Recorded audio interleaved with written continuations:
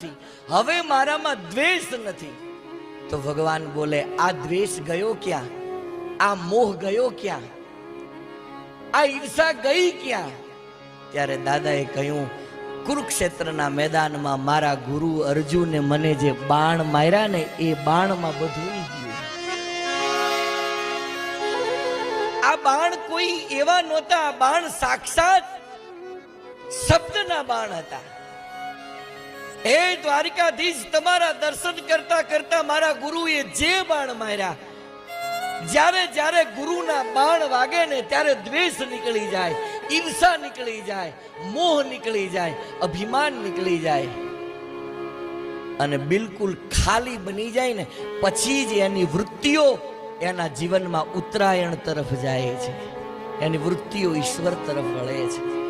કોઈ ગુરુ સમર્થ આવે ને ભીતરમાંથી ખાલી બનાવી દે, ધોઈ નાખે, અંદરથી ઝંઝોળી નાખે.